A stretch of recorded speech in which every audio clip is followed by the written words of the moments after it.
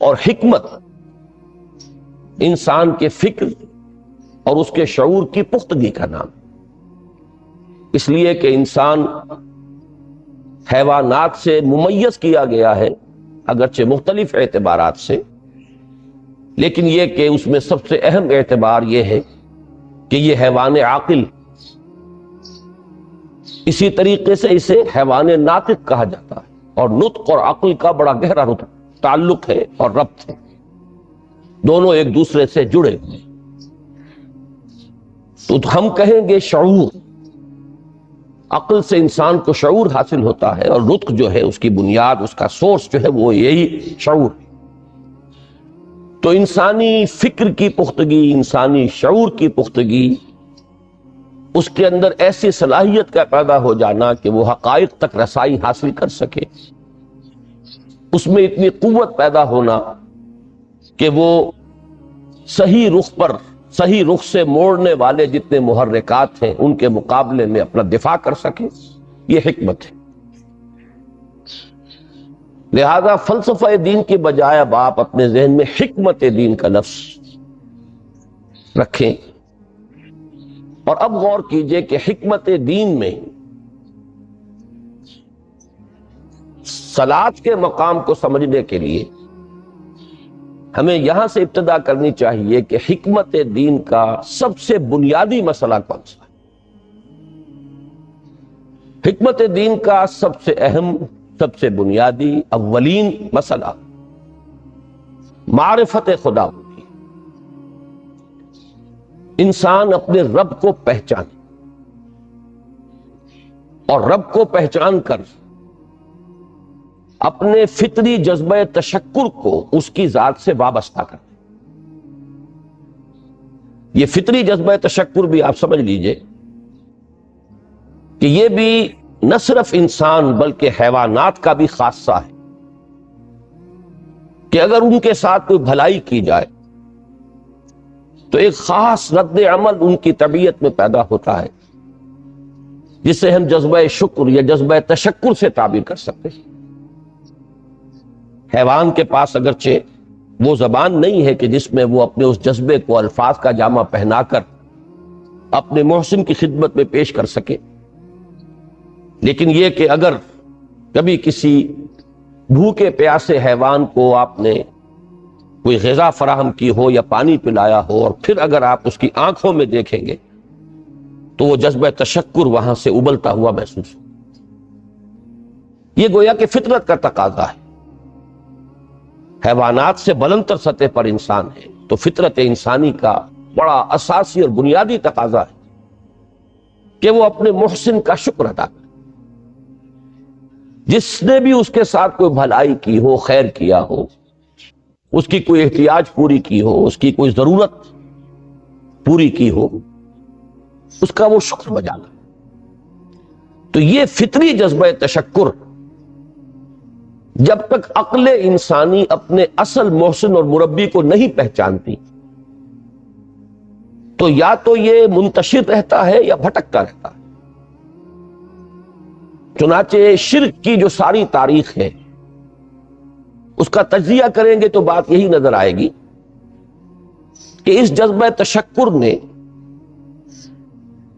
اپنے علم کی کوتاہی کی وجہ سے، اپنے فہم کی کوتاہی کی وجہ سے مختلف اشیاء کے ساتھ یا مظاہر قدرت کے ساتھ اپنے آپ کو منسلک کر لیا۔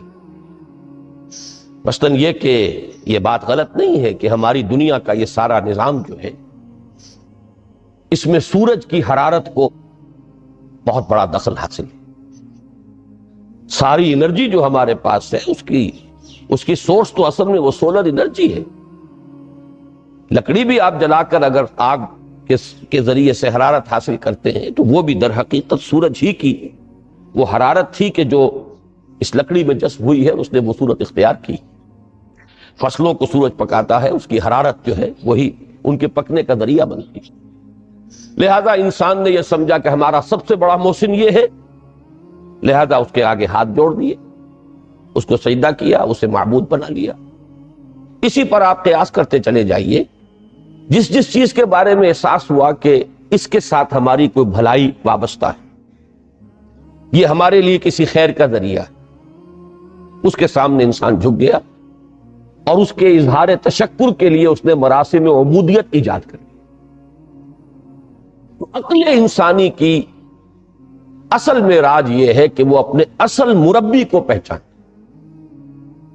اپنے اصل رب کی معرفت حاصل ہو جائے کہ یہ تمام مظاہر فطرت، مظاہر قدرت، اگرچہ یہ سب ہیں اس دنیا میں، اس کے نظام کو مختلف پہلوؤں سے ان کے ساتھ وابستہ کیا گیا ہے، لیکن یہ سب خود کسی اور کی ربوبیت کے مظہر ہیں۔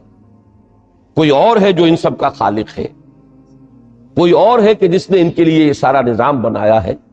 تو ایک ہی چھلانگ میں انسان پھر وہاں پہنچتا ہے اور اپنے اصل رب اور مربی کو پہچان کر اب اپنے پورے جذبہ تشکر کو اس کی ذات کے ساتھ منسلک کر دیتا ہے۔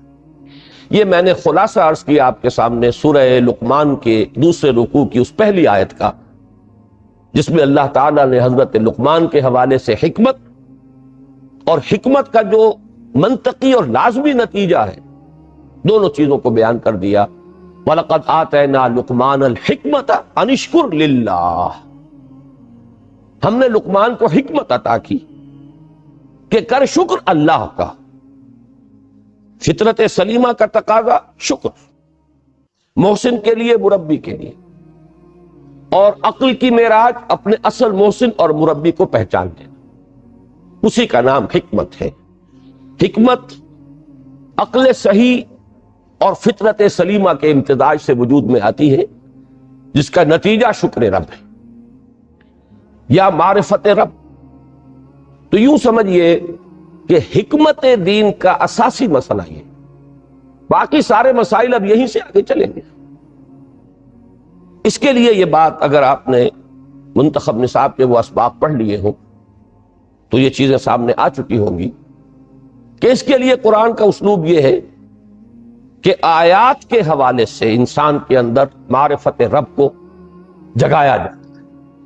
میں نے جگانے کا لفظ استعمال کیا ہے کہ قرآن کی حکمت یہ ہے کہ رب کی معرفت فطرت انسانی میں موجود ہے لیکن سوئی ہوئی، ڈورمنٹ ہے، اسے جگانا ہے، اسے ایکٹیویٹ کرنا ہے۔ اس کے لیے آیات آفاقی، ان فی خلق السماوات والارض واختلاف اللیل والنہار والفلک التی تجری فی البحر بما ينفع الناس الی آخر الآیہ۔ اسی طرح آیات انفسی وفی انفسکم افلا تبصرون، سنریہم آیاتنا فی الآفاق وفی انفسہم حتی یتبین لہم انہ الحق۔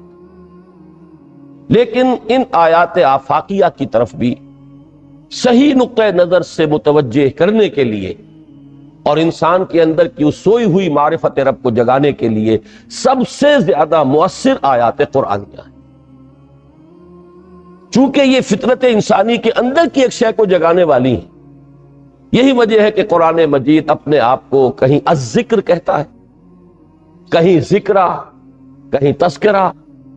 یہ تو یاد دہانی ہے، تمہارے اپنے اندر معرفت رب موجود تھی یا موجود ہے، لیکن یا تمہیں اس کا شعور نہ تھا، وہ تمہارے شعور کی سطح پر نہیں آئی تھی، یا یہ کہ آئی تھی لیکن پھر تم اسے بھول گئے، ذہول کے پردے پڑ گئے۔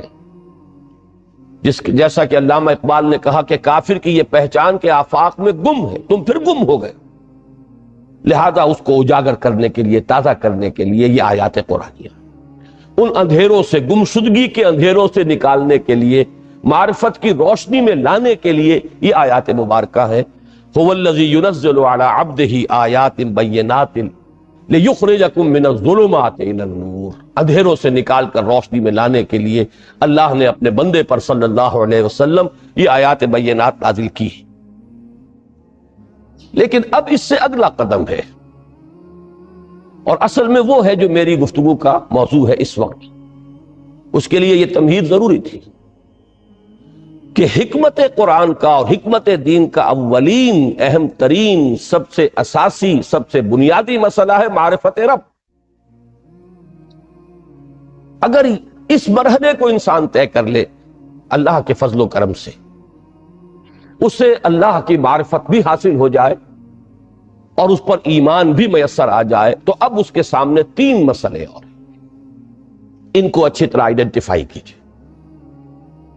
پہلا مسئلہ یہ ہے کہ اس کی فکر صحیح مزید پیش قدمی کرے، آگے بڑھے۔ یہ تو اس کا سٹارٹنگ پوائنٹ تھا، رب کو پہچان لینا۔ ابھی تو اس سے آگے بڑھ کر اس فکر صحیح کو، بڑی بلندیوں کو چھونا ہے۔ جیسے کہ کلمہ طیبہ کی تمثیل بیان کی گئی قرآن مجید میں، کَشَجَرَةٍ طَیِّبَةٍ أَصْلُهَا ثَابِتٌ وَفَرْعُهَا فِي السَّمَاءِ۔ تو فکر انسانی کے لیے وہ اصل ثابت جمی ہوئی جڑ جو ہے وہ تو ہے معرفت رب، لیکن اب یہ فکر ترقی کرے گی، یہ نشو و نما پائے گی، یہ آگے بڑھے گی، اس کی شاخیں یہ آسمانوں سے بات کریں گی، آسمانوں کی بلندیوں کو چھوئیں گی۔ تو سب سے پہلا مسئلہ ہے فکر صحیح کی مزید پیش رفت، پیش قدمی۔ دوسرا مسئلہ انسان کا بہت بنیادی، عمل کی درستی، صحیح عمل۔ انسان اپنے نفس امارہ سے مغلوب ہو کر یا جذبات کی رو میں بہہ کر یا ماحول کے اثرات سے مرعوب ہو کر وہ کسی غلط رخ پر نہ پڑ جائے، تو اس کے عمل کو درست رکھنے کے لیے کوئی اسے سہارا درکار۔ اور تیسری ضرورت اس کی، یہ میرے نزدیک اس دور میں سب سے زیادہ نگاہوں سے اوجھل ہو چکی ہے، یہاں تک کہ ہمارے بہت سے دینی حلقے بھی، خاص طور پر جو ریلیجس ایکٹیوسٹ شمار ہوتے ہیں، جو دین کی احیائی جد و جہد میں مصروف نظر آتے ہیں، تجدید دین، احیاء دین، غلبہ دین، اقامت دین، ان کی بھی ایک بہت بڑی محرومی ہے کہ وہ ایک تیسرے گوشے کو تقریباً نظر انداز کر رہے ہیں، اور وہ ہے روحانی ترقی۔ اس لیے کہ انسان کی اصل عظمت کی بنیاد تو وہ روح ہے جو اس میں پھونکی گئی، وَنَفَخْتُ فِيهِ مِن رُوحِي، جس کا تعلق ذات باری تعالیٰ کے ساتھ ہے۔ کم سے کم یہ تو ہر شخص مانے گا، کوئی بڑے سے بڑا ریشنلسٹ اور روحانیت کا منکر شخص وہ بھی یہ تو ماننے پر مجبور ہے کہ اللہ تعالیٰ نے اس کی جو نسبت اپنی طرف فرمائی ہے، روحی، اس میں در حقیقت انسانی روح کی عظمت اور اس کی شرافت، اس کی بلندی اور اس کی بزرگی کی طرف اشارہ ہے۔ بہرحال اس کی ترقی، فکر صحیح کی ترقی۔ نمبر 2، عمل کی درستی، اس میں افراط و تفریط نہ ہو، اس میں انسان نفس امارہ سے مغلوب ہو کر یا جذبات کی رو میں بہہ کر یا ماحول کے اثرات سے متاثر ہو کر کوئی غلط اور غیر متوازن راستہ اختیار نہ کر لے۔ اور نمبر 3، روحانی ترقی۔ اب ان میں سے پہلی چیز کو لیجئے، فکر صحیح کے مزید ارتقاء اور اس کی مزید پیش قدمی کے لیے قرآن حکیم نے بھی سورہ آل عمران کے آخری رکوع میں ذکر کو سب سے پہلے اور سب سے اہم عامل کی حیثیت سے شمار کیا۔ چنانچہ اس کی پہلی آیت جو ہے سورہ آل عمران کے آخری رکوع کی، اس میں تو وہی مضمون جو میں بیان کر چکا وہ آیا ہے، ان فی خلق السماوات والارض واختلاف اللیل والنہار لآیات لأولی الالباب۔ یقیناً آسمان اور زمین کی تخلیق میں اور دن اور رات کے الٹ پھیر میں نشانیاں ہیں ہوش مندوں کے لیے۔ ان کے ذریعے سے انسانی شعور کے اندر وہ معرفت رب اجاگر ہوگی۔ وہ پہلا مرحلہ اس نے طے کر لیا، وہ ڈورمنٹ معرفت اب ایکٹیویٹ ہو گئی۔ اب مزید فکر کا مرحلہ ہے جو اگلی آیت میں آیا ہے، الذین یذکرون اللہ قیاما وقعودا وعلی جنوبہم ویتفکرون فی خلق السماوات والارض ربنا ما خلقت ھذا باطلا سبحانک فقنا عذاب النار۔ یعنی تفکر جو ہے، ویتفکرون فی خلق السماوات والارض، وہ تفکر کرتے ہیں، غور و فکر کرتے ہیں آسمان اور زمین کی تخلیق میں، لیکن اس تفکر کے ساتھ لازماً ذکر اور ذکر مدام، ذکر بھی وہ کہ جو مستقل ہو، ہر حالت میں ہو۔ الذین یذکرون اللہ قیاما وقعودا وعلی جنوبہم، وہ لوگ کہ جو اللہ کو یاد رکھتے ہیں، اللہ کا ذکر کرتے ہیں، کھڑے ہوئے بھی، بیٹھے ہوئے بھی، اور اپنے پہلوؤں کے بل یعنی لیٹے ہوئے بھی۔ اب ان تین کے سوا تو کوئی پوزیشن انسان کی نہیں ہے، اسی کا نام ہے دوام ذکر۔ اور اس کے ساتھ اگر وہ تفکر کرتے ہیں تو ان کا فکر اگلی منزل تک پہنچتا ہے۔ میں اس پر زیادہ بحث اس وقت نہیں کروں گا، اس وقت میں نے چونکہ وہ تین باتیں بیان کی تھی، میں درجہ بدرجہ چاہتا ہوں کہ آگے بڑھوں اور ایک حد سے زیادہ کسی بھی مسئلے میں تجاوز نہ کریں۔ یہ جو بات سورہ آل عمران کی آخری رکوع کی اس دوسری آیت میں آئی ہے، اسی کو مولانا روم نے بیان کیا ہے بہت ہی سادہ لیکن بڑے پرمغز شعر میں۔ این قدر گفتیم باقی فکر کن، فکر اگر جامد بوت رو ذکر کن۔ اس قدر تو ہم نے تمہیں بتا دیا، سمجھا دیا، یہ بات تو آ گئی تمہارے عقل میں، اب جاؤ خود غور کرو، مزید آگے پیش قدمی کرو۔ این قدر گفتیم باقی فکر کن، فکر اگر جامد بوت رو ذکر کن۔ فکر میں جمود آ جائے، فکر سست پڑ جائے تو جاؤ پھر ذکر۔ تو یہ ذکر اور فکر گویا کہ گاڑی کے دو پہیے ہیں کہ جن سے فکر انسانی صحیح رخ پر آگے بڑھے۔ اگر یہ ذکر ساتھ نہیں رہے گا تو فکر انسانی کج ہو جائے، تاثریا میرا دیوار کج۔ پھر وہ فکر جو ہے وہ بلندی کو کتنے ہی پہنچ جائے لیکن وہ ٹیڑھی بلندی ہوگی، وہ صراط مستقیم پر پیش قدمی کرنے والا فکر نہیں ہوگا۔ اسی کو علامہ اقبال نے اپنے دو اشعار میں، کیونکہ انہوں نے مولانا روم کو اپنا پیر بھی تسلیم کیا ہے، مرشد رومی، تو یہ فکر جو ہے، یہ خیال جو مولانا روم نے پیش کیا، اسی کو علامہ اقبال نے دو اشعار میں میں سمجھتا ہوں کہ مزید شکوہ کے ساتھ، مزید خوبصورت اور حسین انداز میں پیش کیا ہے۔ جز بقرآن زے غمی روباہی است، فقر قرآن اصل شاہنشاہی است۔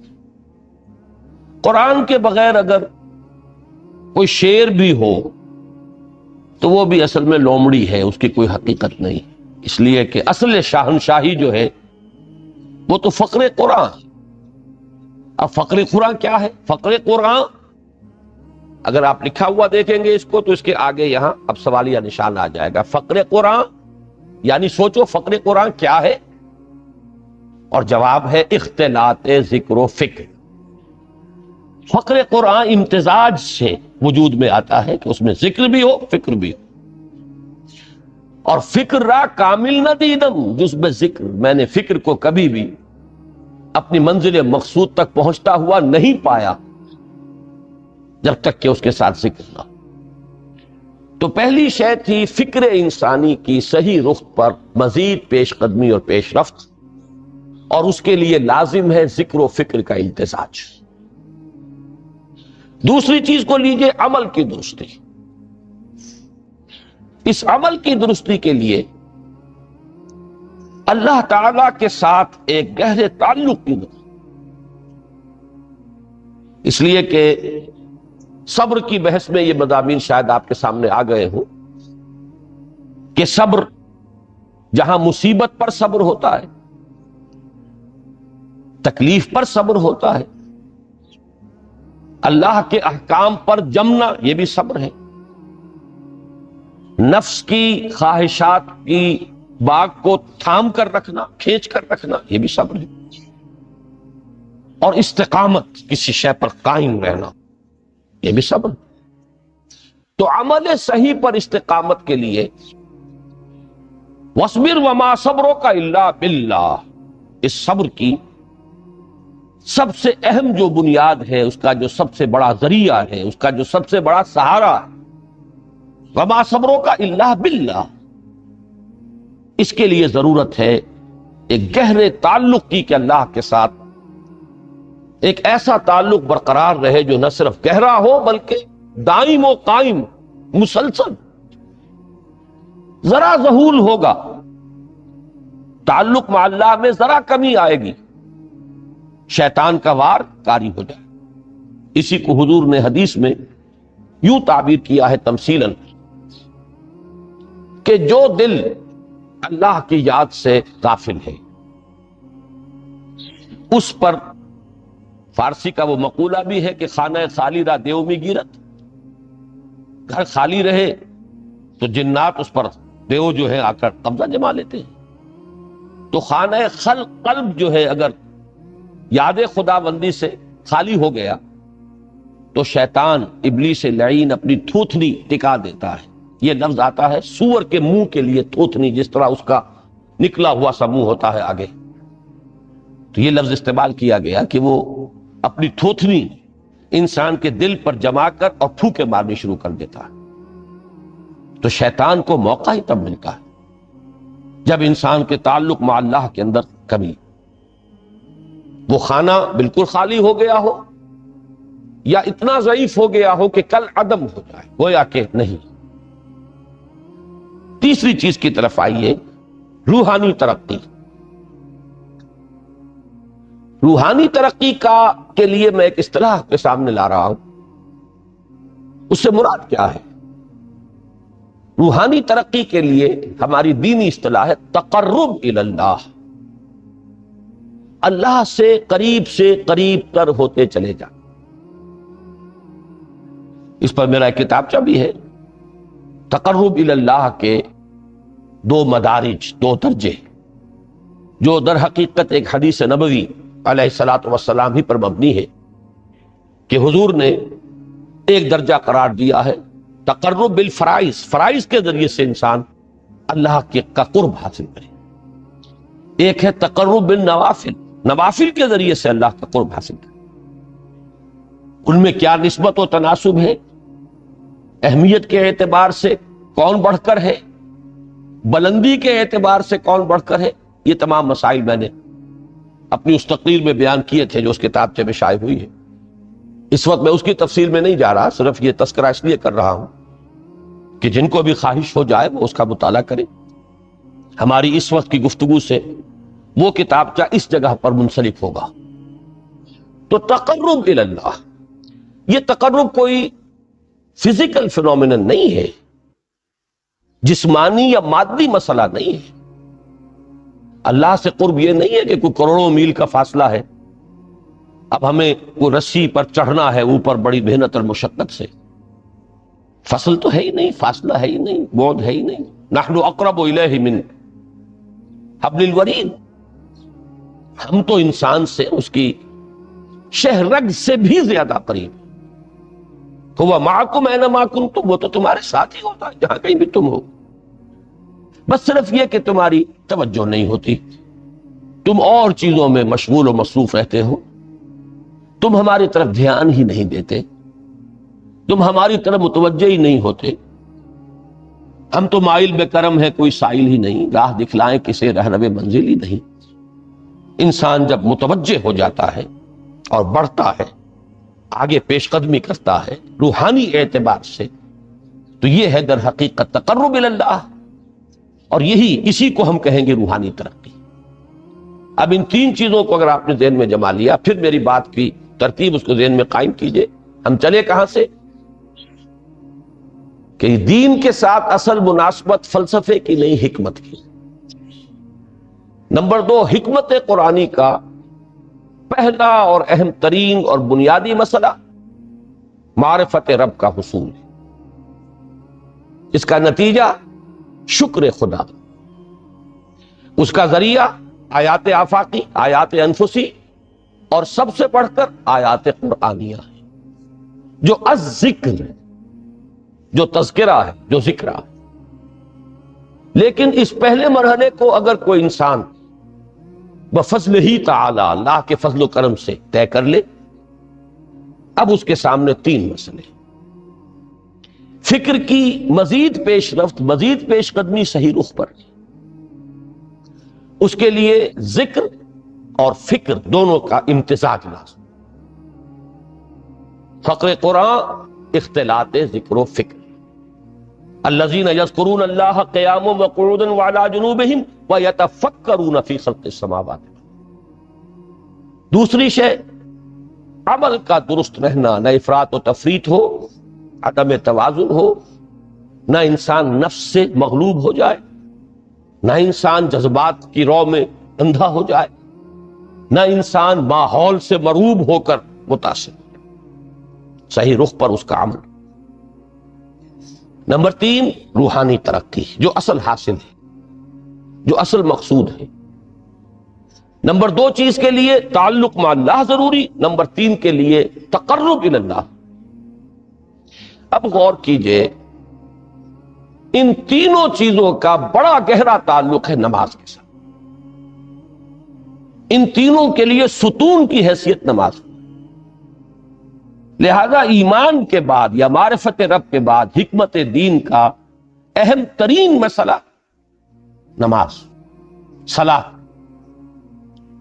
اس لیے کہ ایک طرف یہ انسان کو اللہ کے ساتھ ایک گہرے تعلق کا ذریعہ فراہم کرتی ہے. اپنے تمام مصروفیات میں سے، ان مشغولیتوں میں جن میں گم ہونے کا خدشہ ہوتا، نکلو. 24 گھنٹے کے معمولات میں سے کم 5 مرتبہ تو لازماً نکلو اور اپنے آپ کو ذرا، اپنے حواس کو بھی، اپنی باطنی کیفیات کو بھی ذرا تازہ کرو. اگر کوئی گندگی، نجاست، کسی طرح کی ناپاکی کا کوئی معاملہ ہے، طہارت حاصل. طہارت سے تمہارے اندر روح کو بھی بالیدگی ہوگی، تمہارے حواس بھی تازہ ہوں گے. تم گویا کہ بحیثیت کل تمہاری ہستی چاق و چوبند ہو جائے. وہ کسل، وہ سستیاں، وہ جو ایک کثافتیں ہوتی ہیں، ان سب سے نجات حاصل کرو.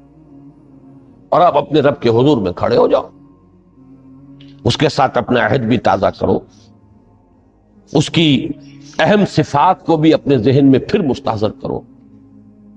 یہی وجہ ہے، دیکھیے میں نے جو آیات آپ کو شروع میں سنائی تھی، سورہ لقمان کی 2 آیتیں.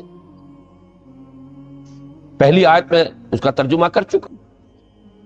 دوسری آیت وَلَقَدْ وَإِذْ قَالَ لُقْمَانُ لِابْنِهِ وَهُوَ يَعِظُهُ يَا بُنَيَّ لَا تُشْرِكْ بِاللَّهِ إِنَّ الشِّرْكَ لَظُلْمٌ عَظِيمٌ. اس کے بعد درمیان میں کچھ مضمون آ کر پھر وہ آیہ مبارکہ آئی، یا بنی اقیم الصلاۃ وامر بالمعروف وانہ عن المنکر واصبر علی ما اصابک. گویا کہ اہم ترین چیز، بنیادی ترین چیز، اللہ کو محض پہچان لینا کافی نہیں ہے، یاد رکھنا ضروری ہے. اللہ یاد رہے گا تو فکر صحیح آگے بڑھے. اللہ یاد رہے گا اور اس کے ساتھ ایک گہرا تعلق جو ہے برقرار رہے گا تو عمل درست رہے گا. بالکل یہی بات سورہ طٰہٰ میں جو پہلی وحی حضرت موسیٰ علیہ السلام پر ہوئی اور پہلا مخاطبہ ہے، چونکہ حضرت موسیٰ کو یہ انبیاء کرام کے مقدس گروہ میں ایک امتیازی حیثیت حاصل ہے کہ ان سے براہ راست گفتگو ہوئی ہے، اگرچہ صرف ایک پردہ تھا، اوٹ من ورائے حجاب گفتگو ہوئی ہے، لیکن یہ کہ کوئی فرشتے کا درمیانی جو ہے وہ لنک نہیں تھا. براہ راست اللہ تعالیٰ نے حضرت موسیٰ علیہ السلام سے کلام فرمایا. کلم اللہ موسیٰ تکلیما. موسیٰ سے تو اللہ نے کلام فرمایا جیسے کہ کلام کیا جاتا ہے. تو پہلا مخاطبہ ہے، یہ پہلا مکالمہ ہے، پہلی وحی کہیے. اسی میں یہ الفاظ بھی موجود ہیں، اننی انا اللہ لا الہ الا انا فاعبدنی واقم الصلاۃ لذکری. یہ گویا کہ حکمت قرآنی کا ایک بہت بڑا خزانہ ہے یہ آیت مبارکہ، کہ خود حضرت موسیٰ علیہ السلام کو جو ہدایت دی جا رہی ہے، میں ہوں، میں اللہ، اننی انا اللہ لا الہ الا انا، میرے سوا کوئی معبود نہیں.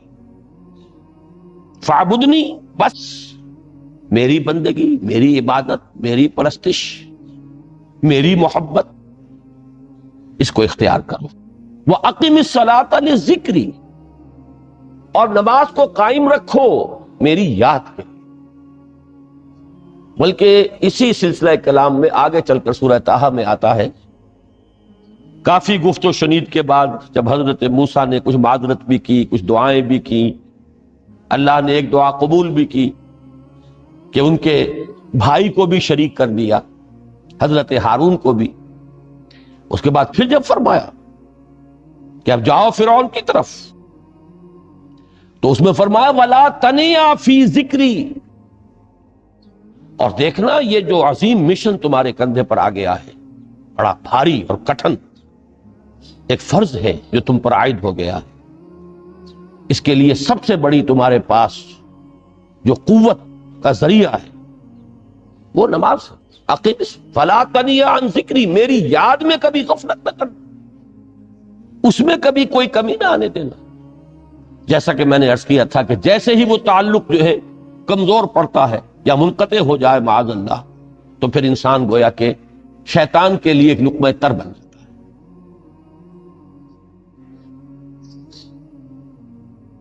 اب آپ غور کیجئے، تیسری شے تقرب الی اللہ،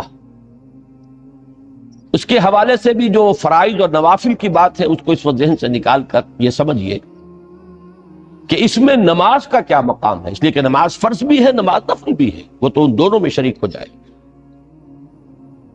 اب اس کو لفظ صلاۃ کے حوالے سے آپ ان دونوں چیزوں کو سمجھیے۔ صاد لام واو یا یہ چونکہ حروف علت ایک دوسرے سے بدلتے رہتے ہیں، یہ جو مادہ ہے اس کی جو خالص لغوی اصل ہے، جو خالص عربی زبان میں اس کا بنیادی مفہوم ہے، وہ آگ جلانا یا آگ تاپنا یا آگ سینکنا، حرارت حاصل۔ لہذا بار بار آتا ہے جہنم کے ذکر میں، اسلوہا، اب جلو اس میں، تاپو اس کو، یہ سینکے گی تمہیں۔ بلکہ تفتلون کا لفظ آیا ہے حضرت موسیٰ کے کلام میں، جب وہ گئے تھے کوہ طور پر، جب پہنچ گئے تو تھے آگ کی تلاش میں، لعلکم تستلون، تو اپنے اہل خانہ سے یہی کہا تھا کہ مجھے کہیں وہ روشنی نظر آ رہی ہے، غالباً کوئی وہاں سے آگ مل سکے گی، ورنہ یہ کہ کوئی رہنمائی کو رستہ مجھے مل سکے گا، میں وہ آگ لے آؤں گا، کوئی چنگاری وہاں سے لے آؤں، لعلکم تستلون، تاکہ تم، اب یہ اصطلاح در حقیقت باب افتعال ہے، اور یہ تے یہاں پر توئے کی شکل اختیار کر گئی، تا نے توبن کی صورت اختیار کی صاد کی وجہ سے۔ بہرحال اس کا سب سے بنیادی مفہوم جو ہے وہ ہے تاپنا، سکائی حاصل کرنا، حرارت۔ اس کے حوالے سے سمجھ لیجئے کہ سب سے بنیادی تعلق اس کا جو ہے وہ روح کے ساتھ ہے۔ روح میں محبت خداوندی کی آگ اگر ٹھنڈی پڑ گئی ہو، اگر محبت خداوندی کی حرارت میں کمی ہو رہی ہو، تو اس کو اثر نو، جس کو کہ میں آج سوچ رہا تھا تو ایک لفظ ذہن میں آیا کہ جیسے بیٹری اس کو ریچارج کیا جاتا، اسی طریقے سے روح کے اندر محبت خداوندی کی اس حرارت کو اثر نو تازہ کرنا، یہ ہے در حقیقت نماز کا اصل مقصد۔ اس لیے کہ اس لفظ کا بنیادی مفہوم، اصل لغوی مفہوم تو یہ، اگرچہ اس کا سب سے زیادہ کثرت سے جو استعمال ہوتا ہے، اور لفظ صلاۃ جس سے در حقیقت جس تصور پر مبنی ہے وہ ہے اقدام، کسی کی طرف متوجہ ہونا اور پھر دعا۔ صلاۃ کا سب سے قریبی مفہوم لفظی جب بیان کیا جائے گا، اس سے مراد، اس کے معنی، تو دعا اس میں اہم ترین، کسی کی طرف توجہ کرنا، مناجات کرنا، گفتگو کرنا، مخاطبہ، مکالمہ، دعا، یہ در حقیقت صلاۃ کا سب سے بڑا اصطلاحی مفہوم ہے۔ لیکن جو اس کا مادہ ہے، صاد لام واو یا صاد لام یا، اس کا اصل مفہوم جو ہے وہ تاپنا، حرارت حاصل کرنا۔ تو ان دونوں کے حوالے سے عرض کر رہا ہوں، وہ تاپنا اور حرارت حاصل کرنا وہ ہے روح کے اعتبار سے۔ وہ جو کہا اقبال نے کہ بجھی عشق کی آگ اندھیر ہے مسلمان نہیں راہ کا ڈھیر. یہ عشق کی آگ جب بجھ جاتی ہے، در حقیقت یہی تو انسان کی روحانی موت ہے. یہ اب یہ نہ رہے تو چاہے منطق میں بہت انسان ماہر ہو. مجھے اقبال کا ایک شعر یاد آیا تقابل کرتے ہوئے، ایک انسان محکوم اور ایک انسان حر آزاد انسان، ان کی نفسیات میں جو بنیادی فرق علامہ اقبال نے مختلف مواقع پر بیان کیے ہیں. محکوم ہے بیگانہ اخلاص و مروت، ہر چند کے منطق کی دلیلوں میں ہے چالاک. تو منطق کی دلیلوں میں انسان چالاک ہو جائے اور وہ لغت ہائے حجازی کا وہ ایک خزانہ بن جائے، اسے تمام الفاظ کے معنی یاد ہو، وہ بڑے مسائل فقہ کے اسے ازبر ہو، جزیات بے انتہا جزیات جو ہیں وہ مستحضر ہوں، فلسفے کے بڑے بڑے مسئلے اس نے حل کر لیے ہوں، لیکن اگر روح میں وہ اللہ کی محبت کی آگ نہیں ہے، وہ تپش نہیں، بجھی عشق کی آگ اندھیر ہے مسلمان نہیں راہ کا ڈھیر. اسی کے حوالے سے آج مجھے یاد آیا تھا کہ وہ جو بڑی سادہ سی ایک نظم ہے، اللہ تعالیٰ سے دعا یا رب دل مسلم کو وہ زندہ تمنا دے، اس میں بھی جو الفاظ آئے ہیں جو روح کو گرما دے اور قلب کو تڑپ. یہ ہے اصل جو مقصود ہے نماز کا. اور یہی وہ چیز ہے جیسا کہ میں نے عرض کیا تھا کہ نگاہوں سے اوجھل، یہ پہلو سامنے ہے ہی نہیں. دوسرا پہلو سامنے ہے اور وہ بھی میرے نزدیک بہت اہم ہے، بہت بنیادی ہے، اس میں کوئی شک نہیں. لیکن یہ ہے بلند ترین منزل کہ تقرب الی اللہ. اس کے لیے در حقیقت یہ کس لیے درکار ہے؟ روح کے اندر عشق کی حرارت اور گرمی تازہ. بسا اوقات یہ اندر دب جاتی ہے، جیسے انگارہ ہوتا ہے آگ کا، اس کے اوپر خاک اور راکھ آ جاتی ہے، اندر کچھ ہوتی ہے. آگ دبی ہوئی سمجھ آگ بجھی ہوئی نہ جان، اس دبی ہوئی آگ کو پھر ایک شعلہ بنانا، پھر اس کے اندر ایک حیات تازہ پیدا کرنا. یہ ہے نماز کا اہم ترین اور بلند ترین مقصد. لیکن اس کے ساتھ ہی اس نماز میں ذکر ہونا، اس کا یہ ذکر ہے. اور ذکر کی جب میں فہرست بیان کیا کرتا ہوں بہت سے حضرات کے سامنے ہوگا کہ ذکر کا در حقیقت مفہوم ہے استحضار اللہ فی القلب. ہمارے ہاں غلطی سے جو ذرائع ذکر ہے انہیں ذکر قرار دے دیا گیا. نماز ذکر نہیں ہے، نماز ذکر کا ذریعہ ہے. اقیم الصلاۃ لذکری، نماز قائم کرو میرے ذکر کے لیے. یہ اللہ اللہ کہنا یا ادعیہ معصورہ جو حضور صلی اللہ علیہ وسلم کی مسنون دعائیں ہیں، انہیں اپنے تمام معمولات دنیاوی کے ساتھ ساتھ ان دعاؤں کو بھی انسان پڑھتا رہے، اللہ سے دعا کرتا رہے. یہ تمام ذرائع ذکر ہیں.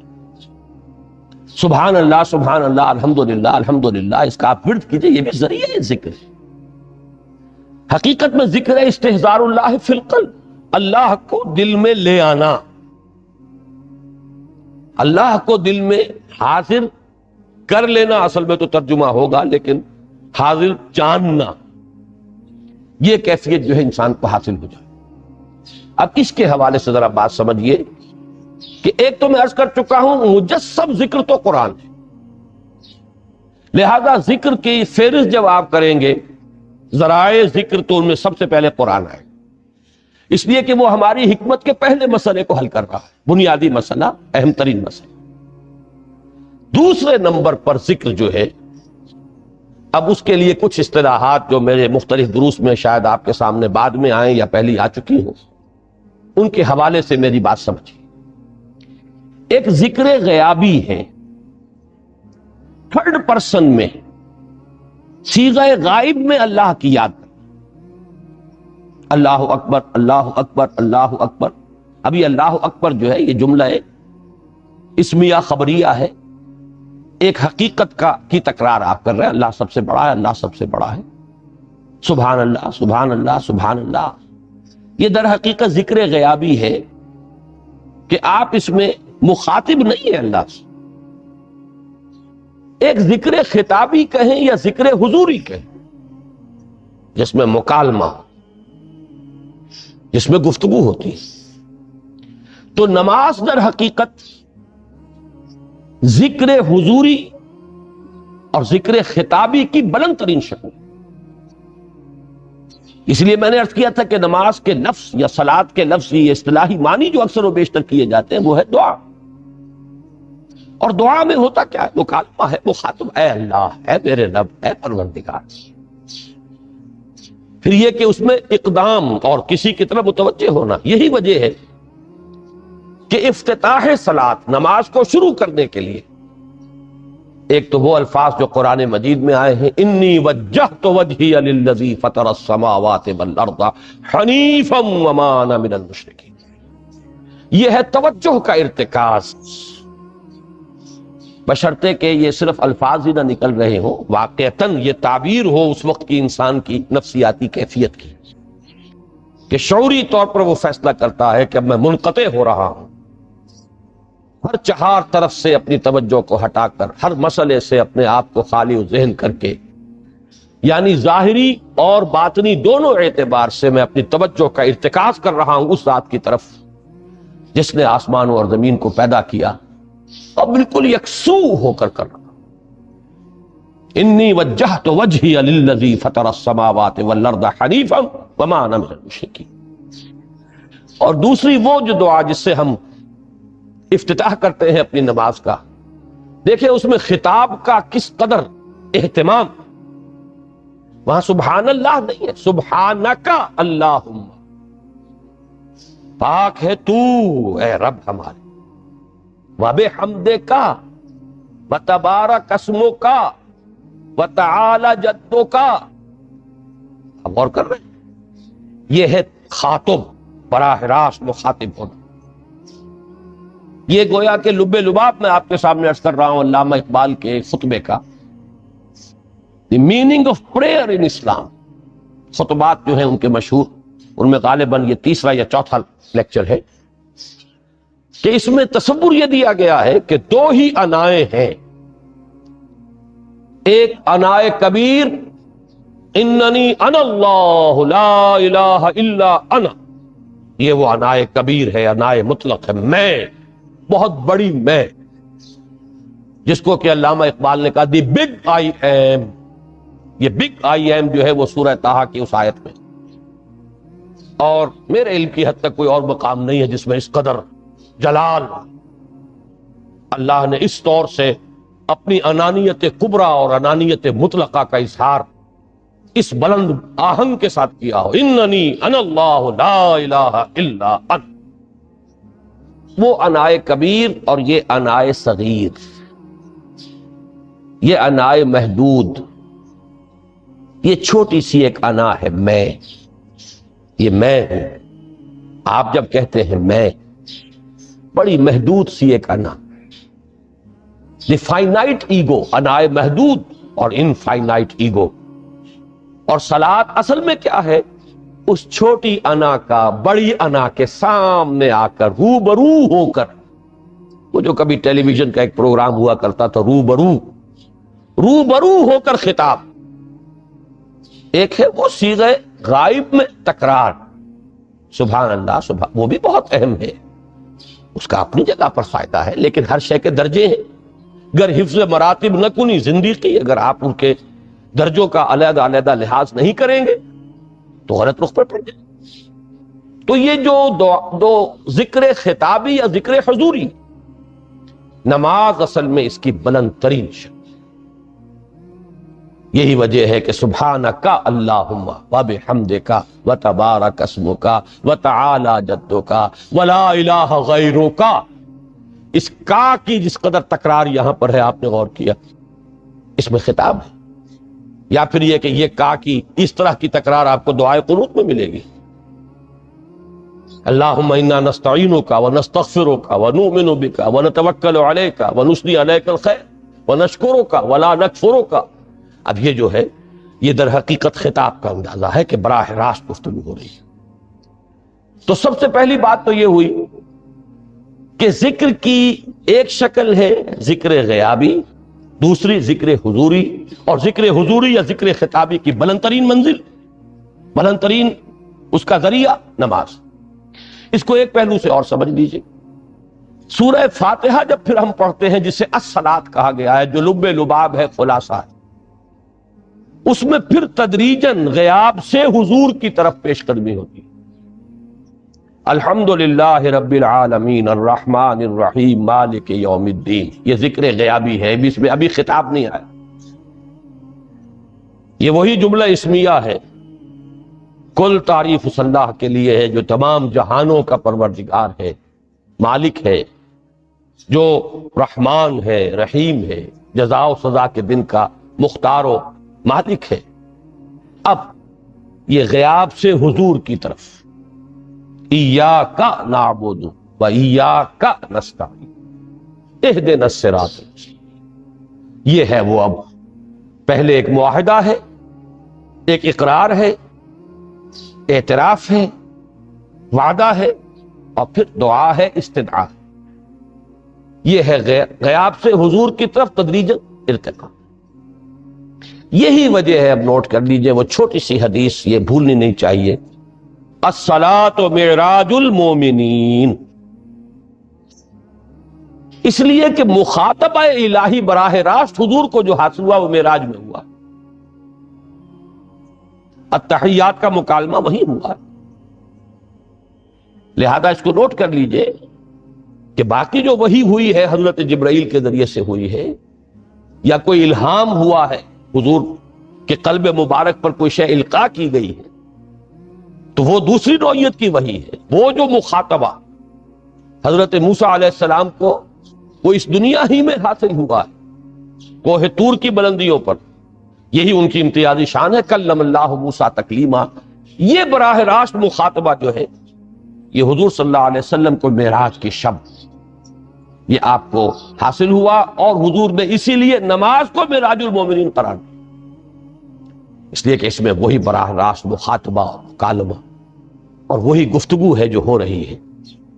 اس کے ضمن میں وہ حدیث، اب اس وقت شاید میرا وقت ختم ہونے کے قریب ہو، لیکن وہ حدیث جو اس اعتبار سے حدیث قدسی ہے، اگرچہ بعد میں اس کے جو مزید تفصیل ہے تو حضور صلی اللہ علیہ وسلم نے گویا کہ خود بیان کی ہے، لیکن مسلم شریف کی روایت ہے حضرت ابو ہریرہ رضی اللہ تعالی عنہ سے کہ حضور نے فرمایا، یقول اللہ تعالی، اللہ یہ فرماتا ہے، اسی لیے اس کو حدیث قدسی کہیں گے، قسمت الصلاۃ بینی و بین عبدی نصفین، میں نے نماز کو اپنے اور اپنے بندے کے مابین آدھا آدھا تقسیم کر دیا۔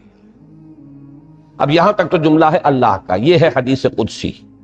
اب آگے جو ہے نریشن اس کی جو ہے حضور صلی اللہ علیہ وسلم کی جانب سے ہے، یعنی خبر دے رہے ہیں وہ اللہ کی طرف سے ہی۔ ویسے تو تمام احادیث ہی گویا کہ ہم سمجھتے ہیں انسپائرڈ تو اللہ کی طرف سے ہی ہے، لیکن یہ کہ جہاں صراحت ہو کہ اللہ کہتا ہے وہ حدیث قدسی ہے۔ تو یقول اللہ تعالی قسمت الصلاۃ بینی و بین عبدی نصفین، یہاں تک تو حدیث قدسی۔ اب دوسری عام حدیث ہے، اذا قال العبد الحمد للہ رب العالمین یقول اللہ تعالی حمدنی عبدی، جب بندہ کہتا ہے الحمد للہ رب العالمین، پروردگار کہتا ہے میرے بندے نے میری حمد کی۔ جب بندہ کہتا ہے الرحمن الرحیم، پروردگار فرماتا ہے ثنا علی عبدی، میرے بندے نے میری ثنا کی، بڑی تعریف کی۔ جب بندہ کہتا ہے مالک یوم الدین، اللہ فرماتا ہے مجدنی عبدی، میرے بندے نے میری بڑی بزرگی بیان کی ہے، تمجید کی ہے۔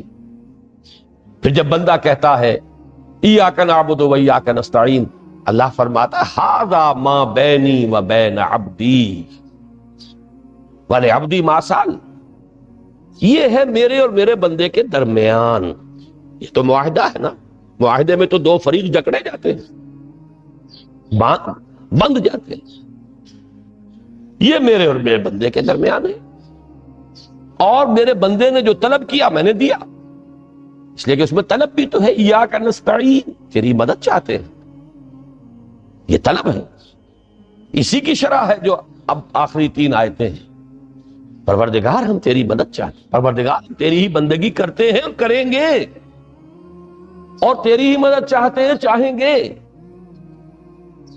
اگر حال میں اس کا ترجمہ کریں گے زمانہ حال کے اعتبار سے، اس لیے کہ فعل مضارع میں تو دونوں موجود ہیں، شامل ہیں، تو یہ ایک اعتراف ہے، اظہار حال ہے۔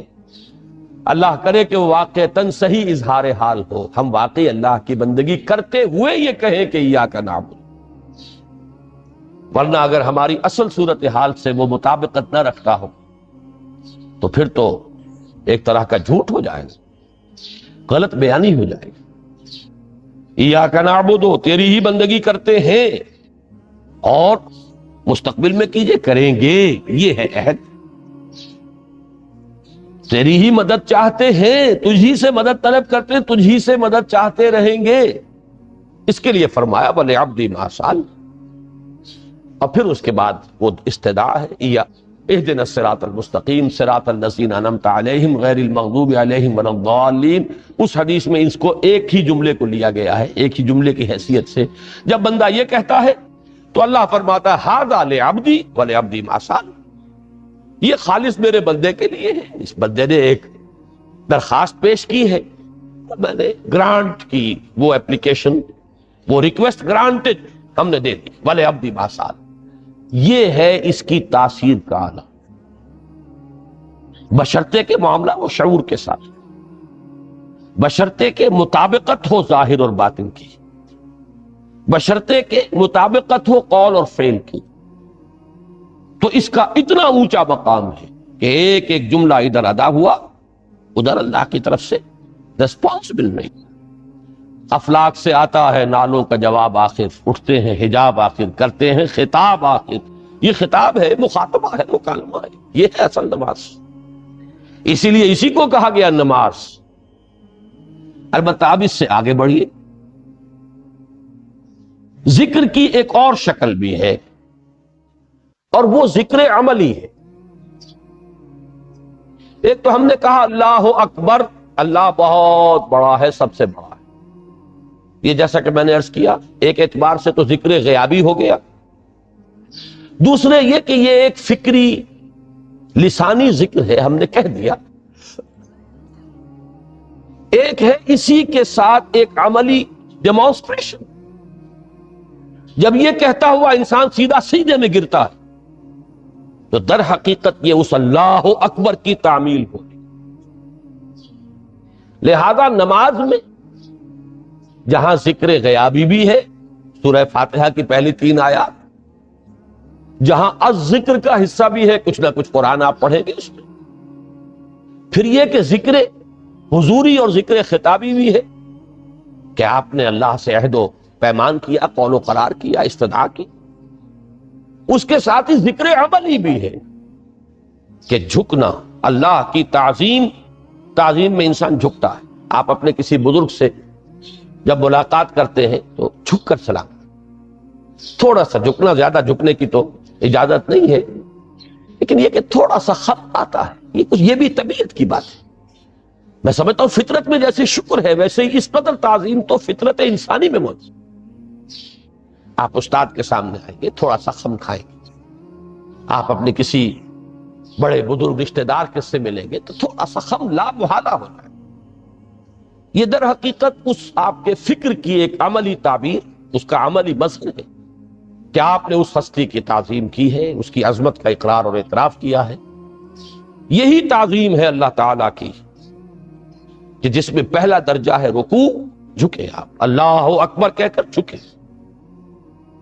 اور اس کے بعد پھر اس کا جو آخری درجہ ہو سکتا ہے وہ سجدہ ہے، جس میں کہ انسان نے جب اپنی پیشانی زمین پر ٹکا دی تو گویا کہ اس نے اپنی انانیت سے، اگر یہ شعور کے ساتھ ہوا ہو تب میں بات کہہ رہا ہوں، تو گویا کہ اس نے اپنی انانیت سے کامل دستبرداری اختیار کر کے اور اپنے آپ کو اپنے رب کے قدموں میں ڈال دیا۔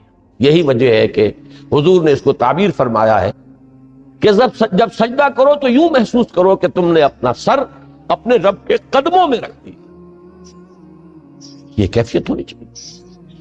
اور چونکہ میں نے ابھی عرض کیا کہ یہ در حقیقت انسان کی انانیت، میں، میری مرضی، میری خواہش، میری پسند، میری عقل، میری منطق، میرا چوائس، میرا اختیار، یہ سب چیزیں ہی تو در حقیقت جو ہمارے اندر ایک مضمر ہے شیطنت، اس شیطنت کا مظہر یہی تو ہے. جب اس کو انسان اپنے ہاتھوں اپنے رب کے قدموں میں رکھ دیتا ہے تو در حقیقت اسی لیے اس کو تعبیر کیا گیا کہ اقرب ما یکون العبد الی ربہ فی السجود. بندہ اپنے رب سے قریب ترین جو ہوتا ہے وہ سجدے میں، بشرطے کہ وہ سجدہ واقعی سجدہ. اس میں حقیقت یہ ہے کہ اقبال کا وہ شعر بڑی صحیح تعبیر ہے، وہ سجدہ روح زمین جس سے کانپ جاتی تھی. یہ ہے اصل میں تعبیر. اسی کو آج ترستے ہیں ممبر و محراب. سجدوں پر سجدے اور رکعتوں کے ڈھیر لگ گئے ہوں، اور 17 رکعتیں پوری نماز عشاء کی انسان نے ادا کی ہوں گن گن کر، اور 17 رکعتوں میں آپ کو معلوم ہے 34 تو سجدے ہو ہی گئے. تو سجدوں پر سجدے اور رکعتوں کے ڈھیر، لیکن یہ کہ اگر وہ کیفیت آپ کی صحیح عکاسی نہیں کر رہی ہے آپ کے ذہن کی، آپ کی نفسیاتی کیفیت کی، آپ کی قلبی کیفیت کی، آپ کے شعور کی، تو پھر ٹھیک ہے، ثواب تو ملے گا اس نماز سے بھی، اس لیے کہ ثواب کا نہ ملنا تو ظلم ہوگا.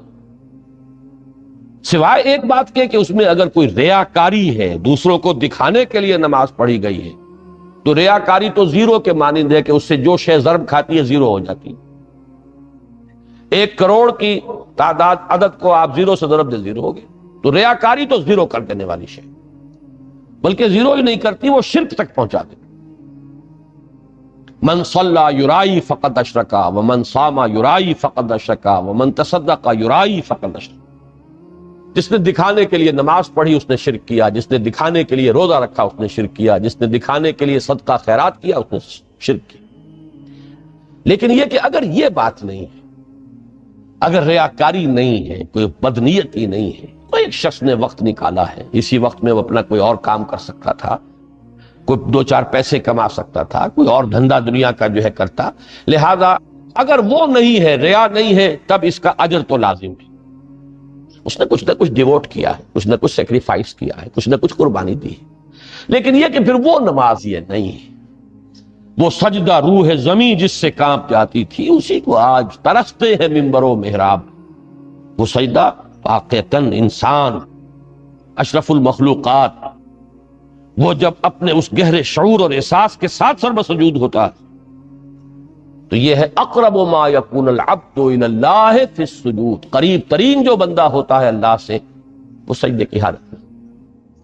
یہ میں نے 3 چیزوں کے حوالے سے اب آپ کے سامنے باتیں رکھی ہیں کہ پہلی منزل معرفت رب کا حصول، اللہ پر ایمان اور شکر خداوندی، اس کی لذت کا حاصل ہو جائے.